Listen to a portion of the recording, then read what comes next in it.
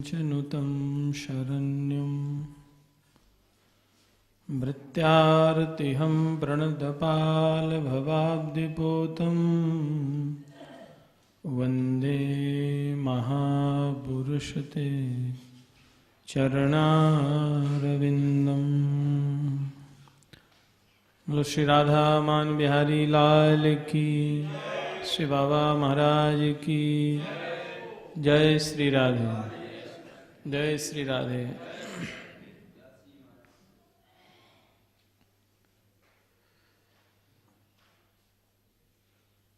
कल चर्चा चल रही थी कि महद पुरुषों के संग से, उनकी कृपा से, उनका अनुगत्य ग्रहण करने से जीव को अवश्य भगवत प्राप्ति होती है। बिना महद संग के, बिना उनके अनुगत्य के किसी ने भी आज तक भगवत प्राप्ति नहीं की। साधु संग बिन श्याम कृपा बिन कहु कोने गति पाई। भगवत कृपा के बिना, साधु संग के बिना किसी ने भी भगवत तत्व को नहीं समझा, भक्ति को नहीं पाया। सुखदेव जैसे महापुरुष का सानिध्य प्राप्त हुआ परीक्षित जी को, तो उनको जो मृत्यु का भय था वह समाप्त हो गया और अंतिम समय कहने लगे, सिद्धोस्मि अनुगृहीतोस्मि भवता करुणात्मना।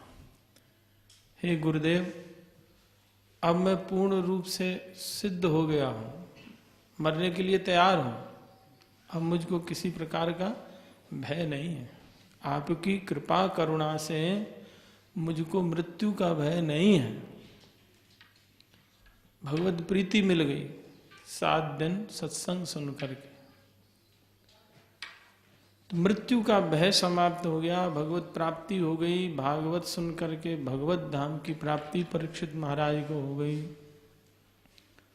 तो हम लोग भी महत् पुरुषों का संग करके परीक्षित जैसी उत्तम गति को, भक्ति को प्राप्त कर सकते हैं।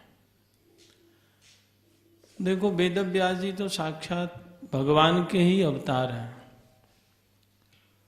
वो भी अशांत हैं, लेकिन जब नारद जैसे महत् पुरुष का संग मिला, भगवत चर्चा करने की प्रेरणा मिली, तो उनको परम शांति की प्राप्ति हुई। यानी भगवान को भी शांति का, आनंद का अनुभव भक्तों के साथ से ही होता है। साक्षात भगवान है, व्यास जी अवतार हैं। भगवान को भक्तों में रहना प्रिय लगता है। भक्तों के साथ भगवान रहते हैं। जहाँ भक्त भगवान का गुणानुवाद करते हैं, वहीं पर भगवान रहते हैं। तो कल 2 प्रश्न अपनी मुक्ति के लिए, कल्याण के लिए परीक्षित महाराज ने किए कि मरण धर्मा पुरुष को क्या करना चाहिए और जीवन पर्यंत मनुष्य को क्या करना चाहिए। इन दोनों प्रश्नों के उत्तर में सुखदेव जी महाराज कहे, तस्माद् भारत सर्वात्मा भगवान ईश्वरो हरि श्रोतव्यः कीर्तितव्यस्य स्मर्तव्य इच्छिता भयम्। स्मर्तव्यस्य इच्छिता भयम्।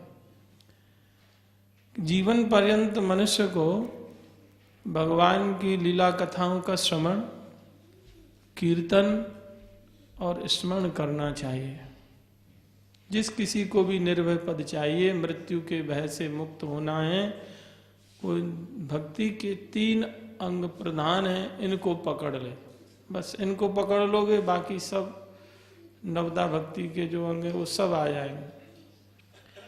और ये तीनों भी भगवत प्रेमी महापुरुषों के संग से बहुत ही शुकर हो जाते हैं, सरल हो जाते हैं।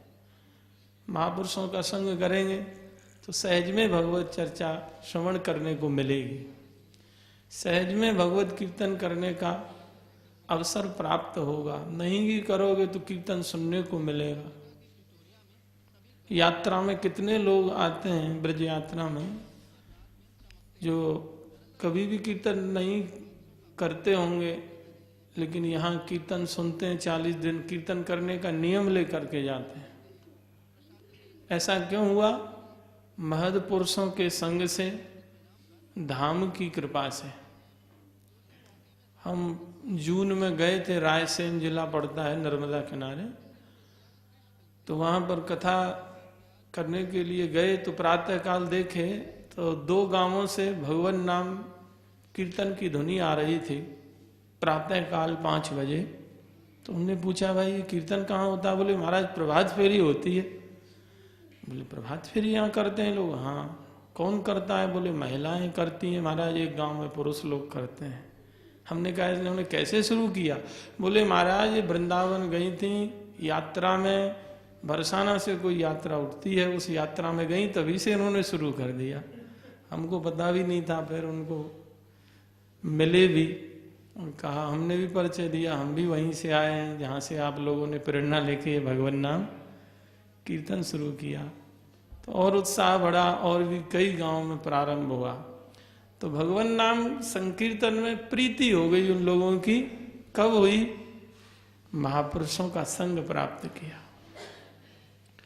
महद पुरुषों के संग से, साधु संग से लौकिक पारलौकिक दोनों ही चीज प्राप्ति हो जाती है। किसी की वासना है तो वो भी पूर्ण हो जाती है। ध्रुव जी ने कहा अपनी स्तुति में, भगवान और भगवान के भक्तों का स्वभाव वाश्रैव अनुग्रह कातरो समान। वासरा कहते हैं नव प्रसूता गाय को, जिसने अभी अभी बछड़े को जन्म दिया है। तो भगवान को अपने भक्तों के प्रति अनुग्रह करने के लिए उस नव प्रसूता गाय की तरह आतुर कातुर स्वभाव वाला कहा गया। भगवान कैसे आतुर कातुर रहते हैं, कातर रहते हैं? जैसे गाय अपने बछड़े की रक्षा के लिए आतुर रहती है, दूध पिलाने के लिए।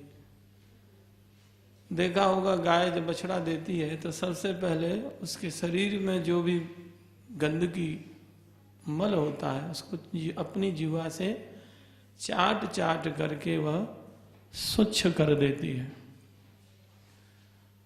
उसके उपरांत उसको भूख भी लगती है तो दूध पिलाती है और उसकी रक्षा भी करती है हिंसक पशु आदि से।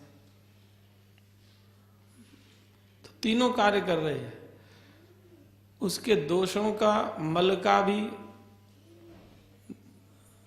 वो साफ कर रही है, मल दूर हो रहा है, और उसका पोषण भी कर रही है गाय दूध पिला करके, और रक्षा भी कर रही है। ऐसे ही महापुरुष लोग और भगवान दोनों एक स्वभाव होता है महापुरुषों में। तस्मिन् जने भेदा भावात्, भगवान और भगवान के जनों में भेद का अभाव होता है, अभेद हो जाते हैं। भगवत उपासना का यह फल है कि महापुरुषों को भगवत ऐक्य की प्राप्ति हो जाती है, तादात्म्य भाव को प्राप्त हो जाते हैं कीट भृंग न्याय से। तो उन महापुरुषों का भी स्वभाव उस नवप्रसूता की गाय जैसा होता है। कोई आश्रित जन कुछ इच्छा करता है तो वह भी पूर्ण हो जाती है और उसके दोषों को भी दूर कर देते हैं, जैसे गाय चाट करके उसके मल को दूर कर रही है। और रक्षा भी करते हैं कि कहीं यह भगवान से विमुख ना हो जाए, उसका हित भी करते हैं। तो महापुरुषों का संग हमको पतन से भी बचा लेगा, भगवान की ओर उन्मुख भी कर देगा, और भगवत प्राप्ति के जो साधन हैं वो भी हमको महापुरुषों के संग से सहज में प्राप्त हो जाएंगे। वो हमारे पथ प्रदर्शक बन जाएंगे। अध्यात्म पथ के जो लोग भी पथिक हैं उनके मार्गदर्शक महापुरुष ही होते हैं। स्वतंत्र साधन करने वाले कई बार भटक जाते हैं। आपने पूर्व दिनों में सुना, जैसे भरत जी स्वतंत्र साधन करते थे। कांशित ममानुध्यानेन नाम संकीर्तना देवी, भगवान का ध्यान, नाम संकीर्तन, पूजन, पुकारते थे भगवान को, सब कुछ था, लेकिन महापुरुषों का अनुगत्य नहीं था, इसलिए उनको 2 जन्म का अंतराल हो गया भगवत प्राप्ति में, 2 जन्म और लेने पड़े।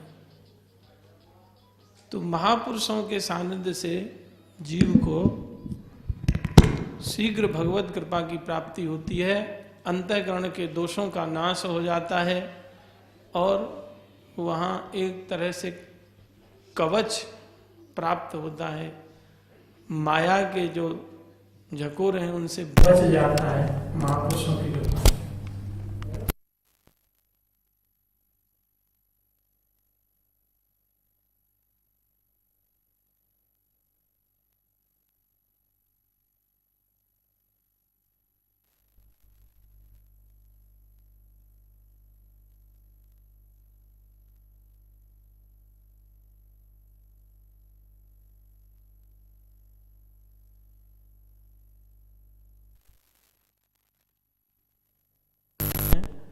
इनसे वो बच जाता है।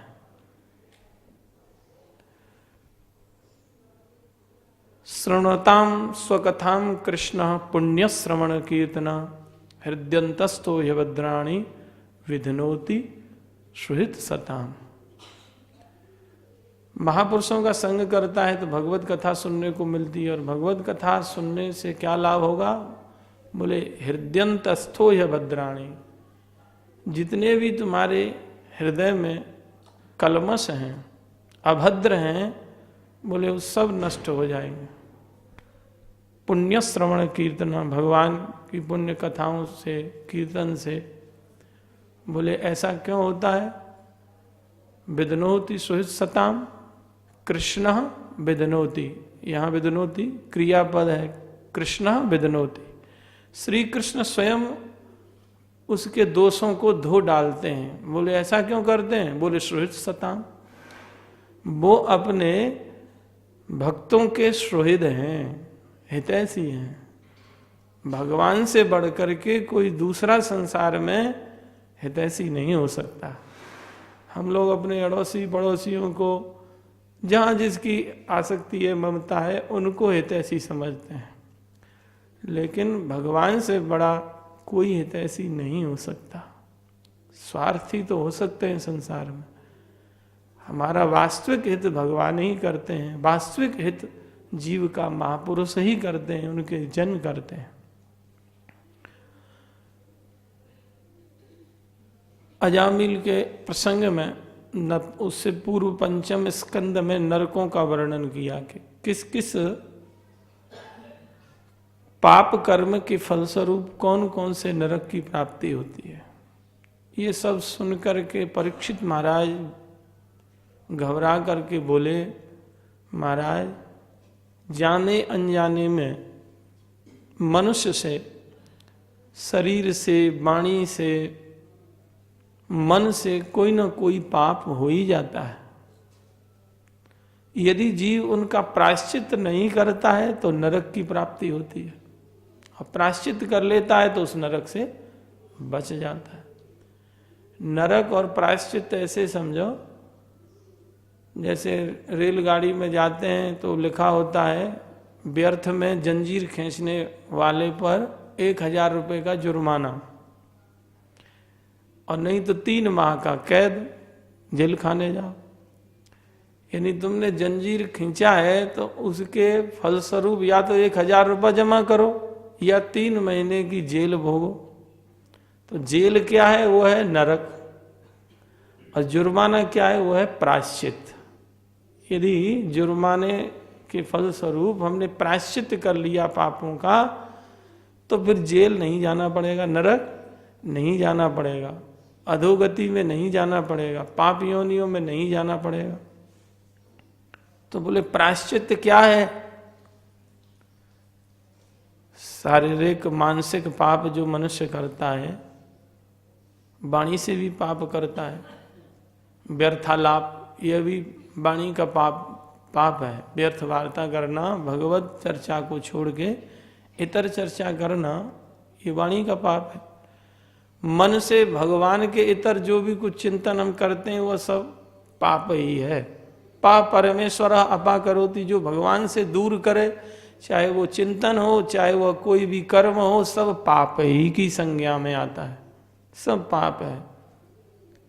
हमारा कोई भी कर्म ऐसा है जो भगवान का चिंतन छुड़ा रहा है, भगवान की सेवा छुड़ा रहा है, तो वह पाप है।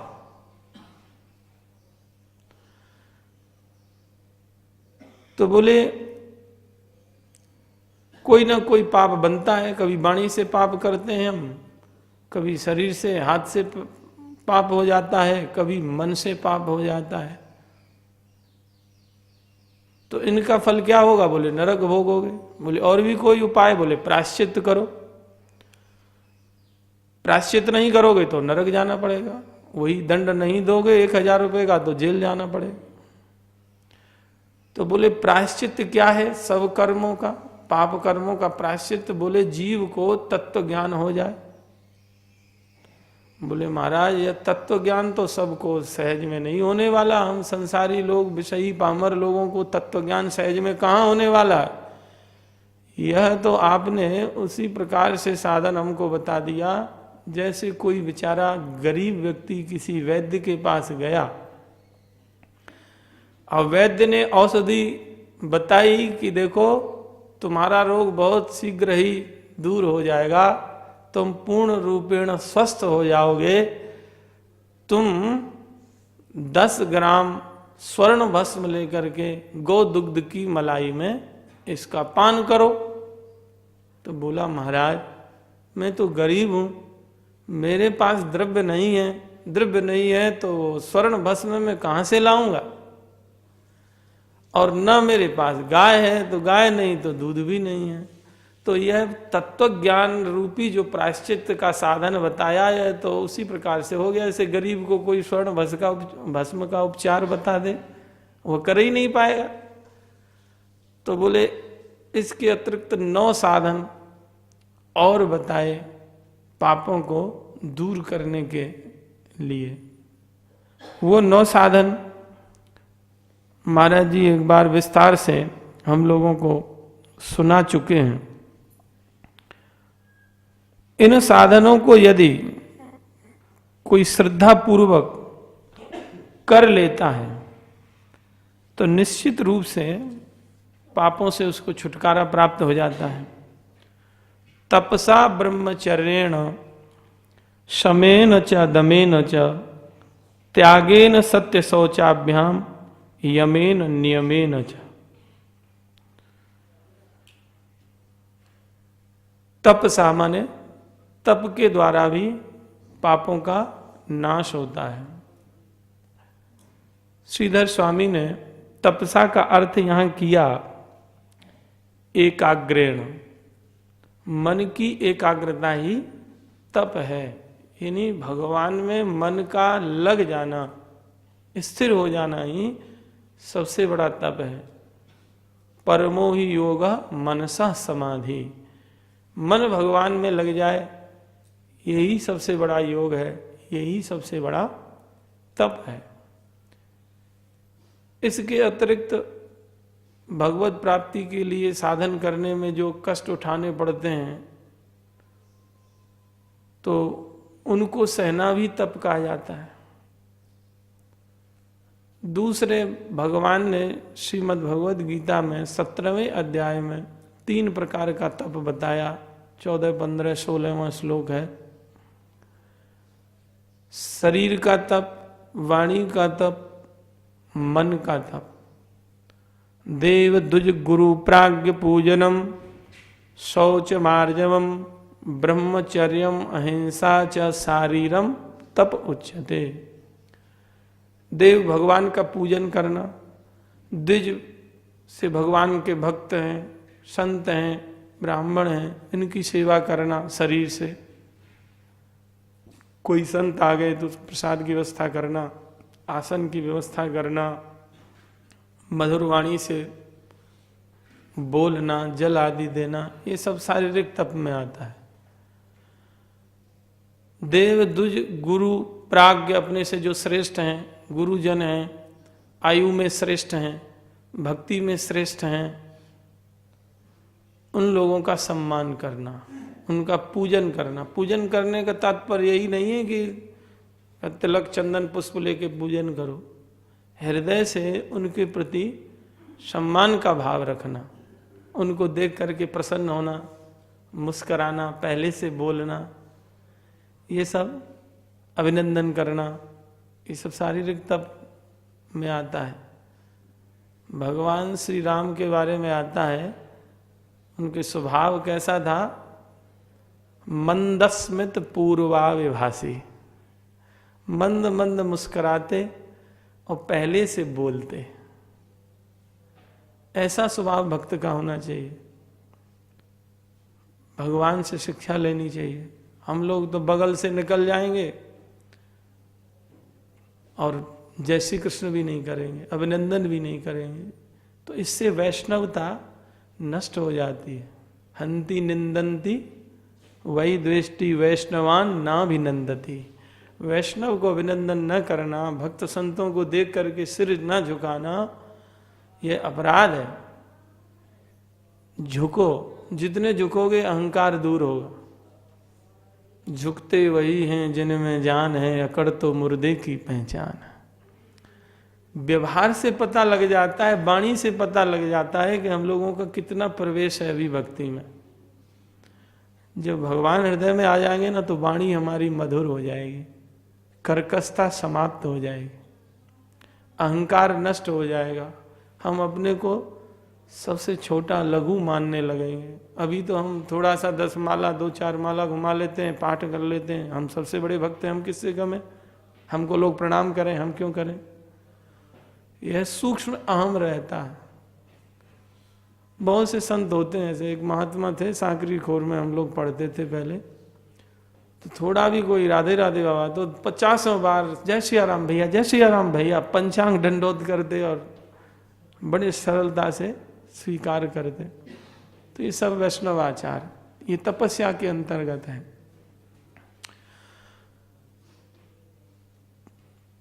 देव द्विज गुरु प्राज्ञ पूजनम शौच मार्जवम।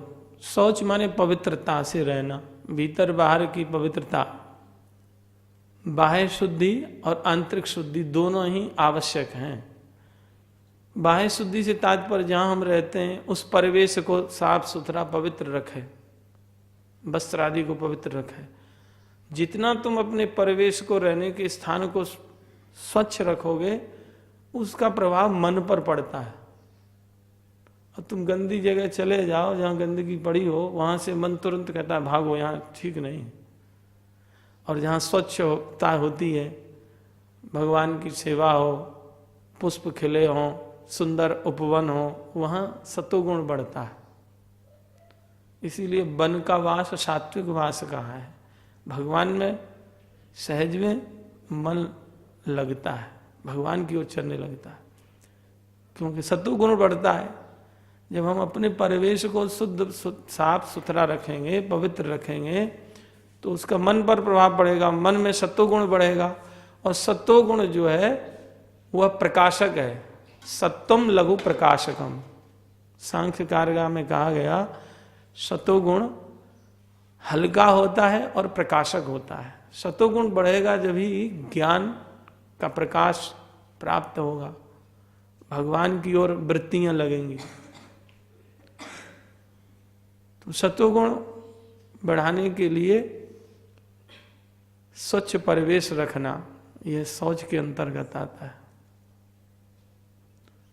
और नहीं रखेंगे तो तमोगुण बढ़ेगा, रजोगुण बढ़ेगा। आंतरिक पवित्रता क्या है? मन को पवित्र रखना, सद्विचारों से युक्त रखना, अच्छी बातों का श्रवण करना, भगवत चर्चा श्रवण करना, भगवत दर्शन करना। जैसा सुनोगे देखोगे वैसे संस्कार चित्त पर बढ़ेंगे, वैसा ही पर स्मरण होने लगता है। अब हमने भगवान जगन्नाथ का दर्शन नहीं किया तो उनका मंदिर सामने नहीं आता, लेकिन जिसने किया है तो वहाँ बड़ा विशाल मंदिर है, समुद्र के किनारे है। तो सुंदर परिवेश होना आवश्यक है सत्वगुण बढ़ाने के लिए। सत्वगुण ही भगवान की ओर ले जाएगा हमको। हमारे पंडित जी बड़ा सुंदर उदाहरण देते हैं कि सत्वगुण भगवान के नजदीक ले जाने वाला है और तमोगुण रजोगुण भगवान से दूर करने वाले हैं। बोले जैसे हाई स्कूल इंटर वाला पीएचडी नहीं कर सकता, उसको पीएचडी की डिग्री नहीं मिल सकती क्योंकि वो दूर है। जिसने एमए किया है वही पीएचडी का पात्र है, वही उसके योग्य, वही पीएचडी की डिग्री प्राप्त कर सकता है। तो ऐसे ही सत्वगुण जिसके अंदर अधिक है, सत्व जिसके पास अधिक है, वह भगवान की भक्ति कर सकता है। रजोगुणी तमोगुणी लोगों की वृत्ति सात्विकी नहीं होती और सात्विकी न होने के कारण भगवान में मन नहीं लगता, विक्षेप आदि दोष आते रहते हैं। तो देव द्विज गुरु प्राज्ञ पूजनम शौच आर्जवम, आर्जव माने सरलता, यह भी तप है, शारीरिक तप। सीधापन, रिजुता जिसको कहते हैं। अर्जुन बड़े सरल थे, रिजु धातु से ही अर्जुन शब्द बनता है। इनके स्वभाव में टेढ़ापन नहीं था, कपट नहीं था, सरल थे। और जिसके अंदर सरलता है वह भगवान को प्रिय होता है। टेढ़ापन काम नहीं देता भक्ति में।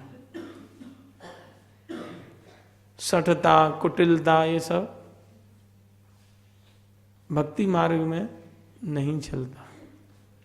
शौच मार्जवम ब्रह्मचर्यम अहिंसा च शारीरम तप उच्यते।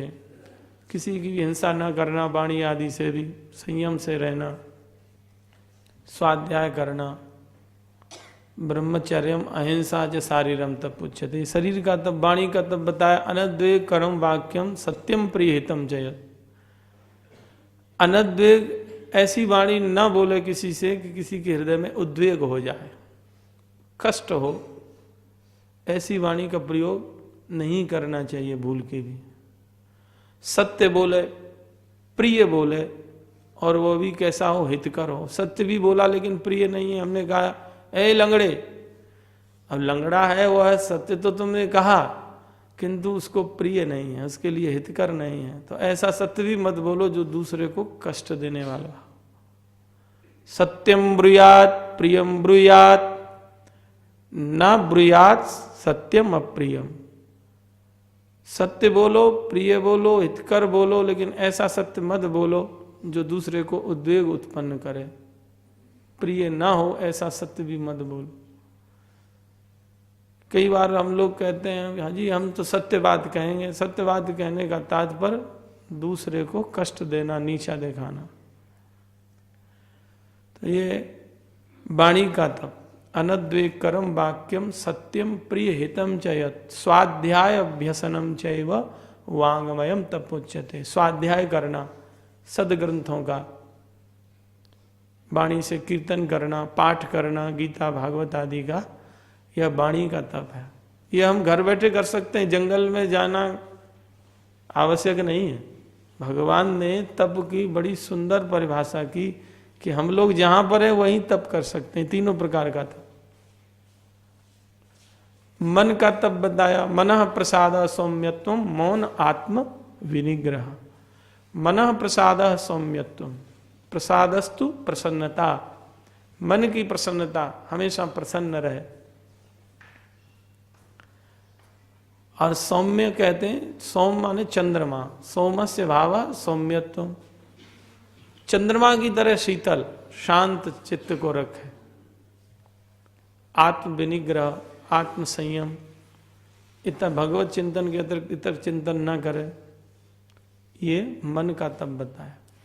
तो इन तीनों प्रकार के तप से क्या होगा, हमारे पाप को संस्कार हृदयस्थ जो कलमश हैं उनका निरसन हो जाएगा, उनकी समाप्ति हो जाएगी। तपसा ब्रह्मचर्येण, बाबा महाराज इन सब विषय के ऊपर विस्तार से बता चुके हैं। स्मरणम कीर्तनम केली प्रेक्षणम गुह्य भाषणम संकल्पोध्यवसायस्य क्रिया निर्वृत्ति रेवच।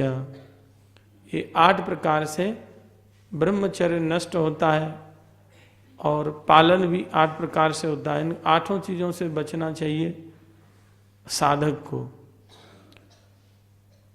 स्मरण ना करें, क्योंकि स्मरण करोगे तो फिर उसका ध्यान भी करोगे, फिर ध्याय तो विषयान पुंस संगस्ते शुभ जाए, तो जिसका ध्यान करोगे उसमें आसक्ति होगी, आसक्ति होगी तो फिर और आगे की सीढ़ियां बढ़ती चली जाएंगी, काम आदि उत्पन्न होने लग जाएंगे, विकार, फिर सर्वनाश जीव का हो जाता है।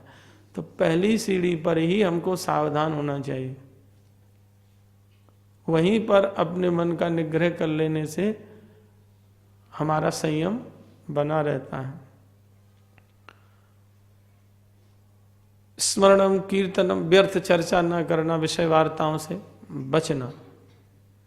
गौड़ी आचार्यों ने कहा है, व्यर्थालापम देवास्वापम पर नारीवत त्यजेत। व्यर्थ आलाप, भगवान के इतर चर्चा करना साधक के लिए ये व्यर्थालाप कहलाता है, इसको त्याग दे। और देवास्वापम, दिन में सोना, रात्रि में जो जागते हैं उनके लिए अलग बात है, साधन करते हैं, बाकी व्यर्थ में पड़े।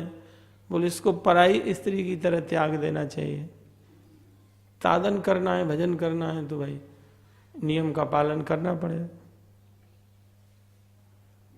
तो इससे भी पापों का प्रक्षालन होता है। स्मरणम कीर्तनम केली प्रेक्षणम, बार बार किसी के रूप आदि को ना देखना, देखोगे तो फिर वही पतन की ओर चलोगे। गुह्य भाषणम, इन सब से बचना चाहिए। आप सब लोग विस्तार से जानते हैं, सुना है कई बार। शमेन च दमेन च, शमेन माने मन संयम, मन का निग्रह करने से पाप दूर होते हैं। दमेन माने इंद्रिय निग्रह, इंद्रियों को संयमित रखना। यदा संघरते चायम कूरुमो अंगानी व सर्वसः, गीता जी में आया है इंद्रिय संयम कैसे करे। जैसे कछुआ होता है ना, थोड़ा भी बाहर से कोई आघात होता है तो अपने अंगों को अंदर कर लेता है। ऐसे ही हमको अपनी इंद्रियों को समेट लेना चाहिए। मान लो कान व्यर्थ चर्चा की ओर जा रहे हैं तो तुरंत वहां से हट जाओ। दृष्टि अन्यथा जा रही है तो वहां से दृष्टि को हटाओ। रसनेन्द्रिय स्वाद के लिए दौड़ रही है, उसको भी वहां से निग्रह करो। बार बार अभ्यास से ये सब संयमित होने लग जाते, फिर इनकी सहज प्रवृत्ति हो जाती है। भगवान में जब लगने लग जाएंगी तो सहज में विषय रस कृष्ण रस के सामने परास्त हो जाएगा। जब तक वो रस नहीं मिलेगा तब तक इधर ही भागता रहेगा। अरे भाई, जिस भौरे को गुलाब कमल पुष्प का रस मिल गया, वह फिर करील आग धतूरे का रस क्यों पिएगा? कामधेनु गाय जो होती है उसका दूध जब मिल जाएगा, कामधेनु तज छेरी कौन दबाव है, फिर बकरी का गधी का दूध कौन पिएगा? तो गधा ही पिएगा गधी का दूध। तो कृष्ण भजन करने वाला जो व्यक्ति है वो विषय चर्चा से दूर रहता है, इंद्रिय निग्रह करता है। त्यागेन, त्यागेन का अर्थ श्रीधर स्वामी जी ने दानम भी किया है। दान से भी पाप का नाश होता है। और त्याग, सर्वस्व त्याग भक्त लोग करते हैं भगवान के लिए, सर्वस्व समर्पण, जैसे भरत जी महाराज ने किया था। यो दुस्त जानदार श्रुतान सुहृद राज्यम हृदय स्पृशः जहौ युवेव मलवद उत्तम श्लोक लालसा। भरत जी ने कैसा त्याग किया? मलवद।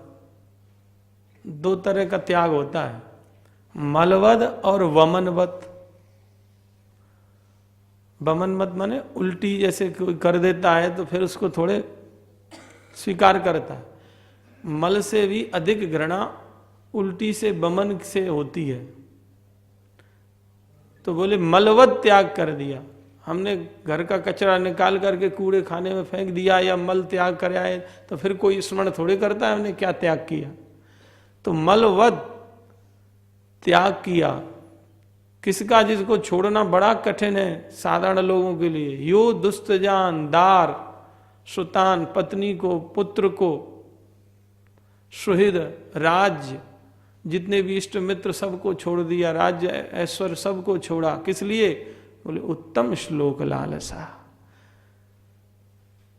उत्तम श्लोक, श्लोक्यते स्तूयते उत्तम ही जन ही, उत्तम जनों के द्वारा, महापुरुषों के द्वारा जो स्तुत्य हैं भगवान, उन भगवान की प्राप्ति के लिए ये सर्वस्व त्याग किया।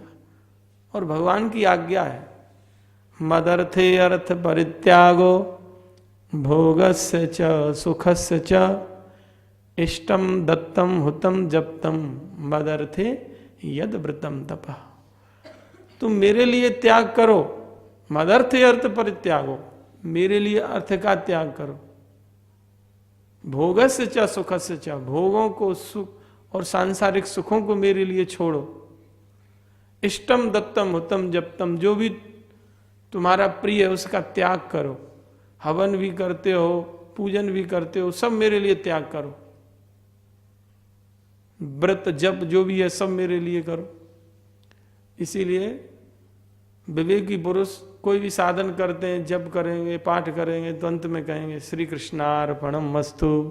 ब्राह्मण लोग हवन करेंगे तो इदम विष्णवे इदम न मम, यह मेरा नहीं भगवान का है, भगवान के लिए अर्पित है, भगवान के लिए समर्पित भाव से। वही नारायणायति समर्पयेत कायेन वाचा मनसेन्द्रियर्वा बुद्ध्यात्मना वानुश्रुत स्वभावात् करोति यद्यत् सकलम परस्मै नारायणायति समर्पयेत। काय माने शरीर से, वाणी से, बुद्धि से, इंद्रियों से, स्वभाव से, जो जो भी तुम कर्म करते हो वो सब भगवान के लिए करो। यत् करोसि यदस्नासि यज्जुहोसि ददासि यत् तपस्यसि कौन्तेय तत् कुरुष्व मदर्पण, मेरे लिए अर्पण कर। बोले सब कुछ तो साधन हमने किया और भगवान के लिए हम अर्पित कर दें, ऐसा क्यों? बोले घाटे में नहीं रहोगे।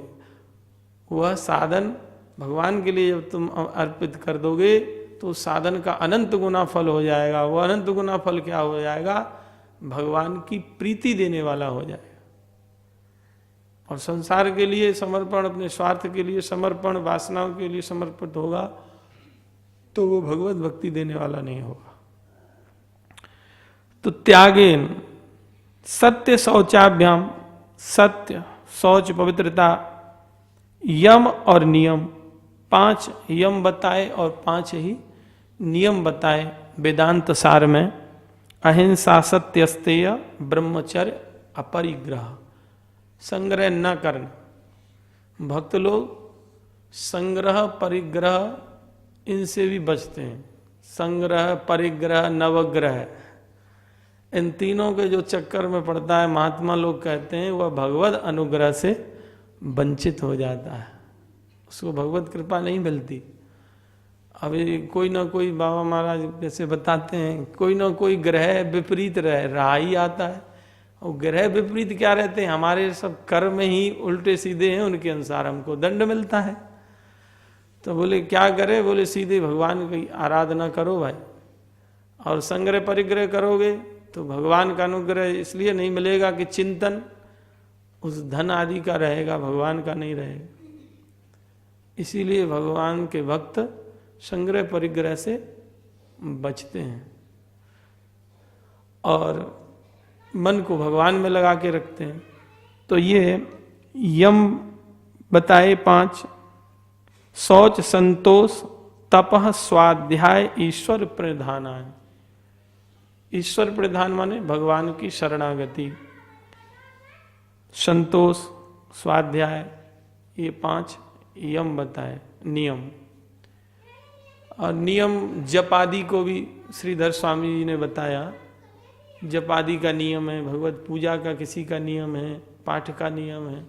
बोले इनसे भी तुम्हारे पाप जल जाएंगे, धीरे धीरे हमारी प्रवृत्ति भगवान की ओर हो जाएगी। इन साधनों को जब करोगे तो क्या होगा? देह वाग बुद्धिजम धीरा धर्मज्ञा श्रद्धयान्विता क्षिपंत्यगम महदपि वेणु गुल्म एवानिला। धर्मज्ञ लोग श्रद्धा पूर्वक, श्रद्धयान्विता माने श्रद्धा से युक्त होकर के जो धीर पुरुष हैं, इन 9 साधनों को करते हैं तो उनके पाप उसी प्रकार से नष्ट हो जाते हैं। वेणु गुल्म एवानिला, जैसे बांस का जंगल आग के लगने से नष्ट हो जाता है। तो बोले महाराज आग लगने पर बांस का जंगल नष्ट तो हो जाएगा, यह भी आत्यंतिक पापों की निवृत्ति का साधन नहीं हुआ। इसमें भी संदेह है कि वर्षा जब होगी तो पुनः वो बांस या मूंज अंकुरित हो जाएगी। यानी जैसे ही विषय रूपी वर्षा होगी, विषयों का संसर्ग प्राप्त होगा इंद्रियों को या जीव को, तो वह तो फिर से पाप में प्रवृत्त हो जाएगा। कोई आत्यंतिक पापों की निवृत्ति का साधन आप हमको बताओ। ये सब साधन करने पर भी फिर पाप की संभावना है। चोर रहे ना चोर की मैया, पाप नहीं रहे इसके लिए क्या करें? पाप बीज वासना, वासना मूल अविद्या। बोले ये तीनों का नाश हो जाए, अविद्या का नाश हो जाए, वासनाओं का नाश हो जाए, ऐसा साधन बताओ। तो कह रहे हैं केचित केवलया भक्त्या वासुदेव परायण अघम धुन्वंती काष्णेन निहारमेव भास्कर। केचित केवलया भक्त्या वासुदेव परायण, वासुदेव भगवान कि परायण होकर के, शरणागत होकर के जो केवला अनन्या भक्ति करते हैं, एका भक्ति, केवला भक्ति, अनन्या भक्ति, अहेतुकी भक्ति, बहुत से नाम हैं। बोले उस अहेतुकी भक्ति से, केवला अनन्या भक्ति से पाप और पाप का मूल वासना ये सब नष्ट हो जाएंगे। निहार में वो भास्कर, जैसे सूर्य उदय होने पर कोहरा या अंधकार नष्ट हो जाता है। तो भगवान की भक्ति, पाप और पाप करने की जो प्रवृत्ति है, स्वभाव है, मूल वासना है पाप का मूल। कामेश क्रोधेश रजोगुण समुद्भव महासनो महापाप मा विद्येनि वैरणम। कामना उत्पन्न हो रही है, संस्कार जो छिपे हैं वासनाओं के, बोले वो भी नष्ट हो जाए भगवान की भक्ति से। क्योंकि भगवत भक्ति अमृत स्वरूपा है। नारद भक्ति सूत्र में सा तस्मिन् प्रेम स्वरूपा अमृत स्वरूपा, भगवान की भक्ति अमृत स्वरूपा है। अमृत 3 प्रकार का होता है। एक देव भोग्य अमृत होता है स्वर्ग में, जो समुद्र मथनोद्भूत है, समुद्र मंथन से उत्पन्न हुआ। दूसरा अमृत है चंद्र किरणोद्भूत, चंद्रमा की किरणों से बरसता है, वनस्पतियों में रस रूप में, फलों के माध्यम से हम लोगों को मिलता है। और तीसरा जो अमृत है देव भोग्य हो गया, दूसरा प्राणी भोग्य हो गया, चंद्रमा से जो प्राप्त होता है, तीसरा है भगवद भोग्य। ये 3 प्रकार के अमृत होते हैं। तो देव भोग्य अमृत तो स्वर्ग आदि का हमको भोग प्रदान करता है और पापों का नाशक है। और जो यहाँ पर प्राणी भोग्य अमृत है, चंद्रमा से जो मिलता है, वह अमृत भूख प्यास की निवृत्ति प्रदान करता है, किंतु देवलोक के भोग नहीं दे सकता। और जो भगवत भोग्य अमृत है वह जीव को भगवत प्राप्ति करा देता है।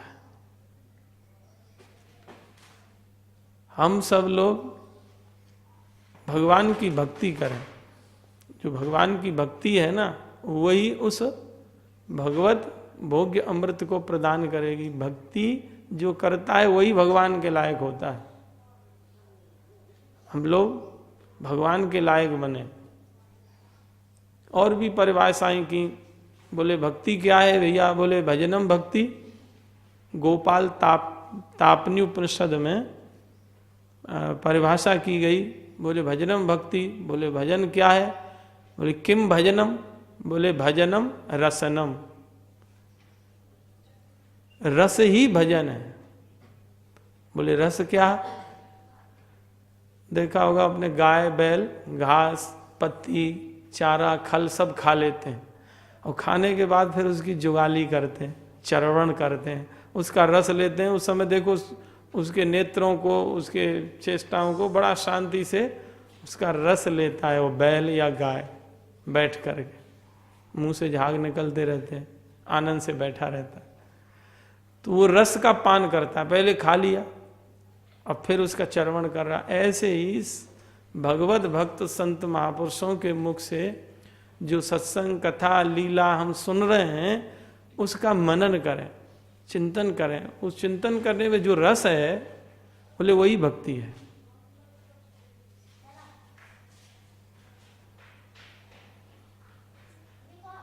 बरसाना के विषय में बाबा ने एक पद बनाया, बरसानो बरसानो रसमय बरसानो, प्रेममयी राधा जहाँ खेले दूध दही को खानो। ऐसो एक बड़ा सुंदर पद है। तो क्यों रसमय, बोले यहाँ भक्ति है, भजन है, इसलिए रसमय।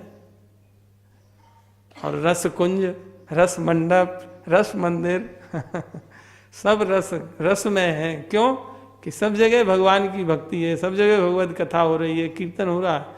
तो बोले वही रस ही भजन है, और भजन ही भक्ति है।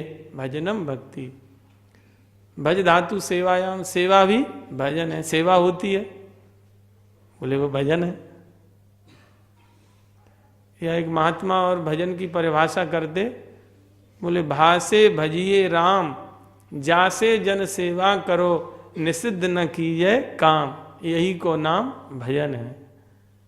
भजन 3 अक्षर है ना। भासे भजिए राम यानी भगवान का नाम कीर्तन करो, जन सेवा माने भक्तों की सेवा करो, और निषिद्ध कर्म मत करो, शास्त्र विरुद्ध कार्य मत करो, गुरु अवज्ञा मत करो। ऐसा हम लोग करते रहते हैं, बोले इसी का नाम भजन है। भजनम भक्ति, भागम भक्ति, भंजनम भक्ति, बहुत सी परिभाषा की। भागम भक्ति माने जैसे होता ना, ये गोविंद का भाग, ये श्याम का भाग, ये श्यामा का भाग, ये कृष्णा का भाग। तो बोले हम अपने को भगवान के हिस्से में दे दें, हम भगवान के लायक हैं, भगवान के भाग में, संसार के भाग में नहीं है। हम संसार के उपयुक्त नहीं है, हम भगवान के उपयुक्त हैं। और जो भैया भगवान के उपयोग में ना आए, वह तो अभागा है। महात्मा लोग कहते हैं, किसी ने लड्डू बनाए बहुत सुंदर, और लड्डू एक पात्र में भर करके भगवान को भोग लगाने के लिए चल दिए। उसमें से एक लड्डू गिरा और गिर करके नाली में चला गया। तो जो लड्डू भगवान के भोग में पहुंच गए, उनका तो लड्डू पना जीवन सब सार्थक हो गया। लेकिन जो नाली में गिर गया, उसका तो दुर्भाग्य ही रहा कि वो भगवान के भाग में नहीं आया और नाली में चला गया। कीड़े मकोड़े खावे ना खावे कोई पता नहीं। तो हम लोग भी उस नाली में गिरे हुए लड्डू की तरह भाग्यहीन ना बने, भगवान के उपयोग में आए। अरे भैया संसार के उपयोग में तो कितने जन्मों से हम आ रहे हैं, संसार के ही भाग में रहे हैं अब तक। एक बार ठाकुर जी के हिस्सा बन के देखो, हम ठाकुर जी की तरफ हैं, ठाकुर जी के होकर के देखो, तो फिर कछु आनंद मिलेगा। बाबा कहते हैं अक्सर, अरे भैया अनेक बार इस शरीर को, मन को, बुद्धि को, इंद्रियों को, संसार को ही दिया, एक बार श्री ठाकुर जी को तो देख के देख लो, धोखा नहीं है। आ जाओ, हमको भी रस मिल रहा है, तुम लोग भी उस रस को लो, भजन के आनंद को लो। आगे भंजनम भक्ति, राग द्वेष आदि विकारों का नाश कर देना भी भक्ति है। और बोले तीनों भैया महापुरुषों के सानिध्य से आ जाएगा, भंजनम भक्ति, राग द्वेष आदि विकारों की निवृत्ति भी महापुरुषों के संग से हो जाएगी। क्योंकि राग द्वेष से जो वियुक्त होगा उसी का संग करने से राग द्वेष से मुक्ति बहुत जल्दी मिल जाएगी, स्वयं के साधन से नहीं मिलेगी, संग से मिल जाएगी। बाबा एक उदाहरण दें कि गीलो कपड़ा रखो, बाबा के बाबा देते तो जमीन गीली है जाए, हंसू को रखोगे तो गीली नहीं होगी। तो जाको हृदय भगवत भक्ति से आर्द्र है, नम है, वाको संग करोगे तो वह आर्द्रता भक्ति की, वह प्रेम, वह स्निग्धता उन आश्रित जनन को भी प्राप्त है जाएगी। तो ये साधन बताए।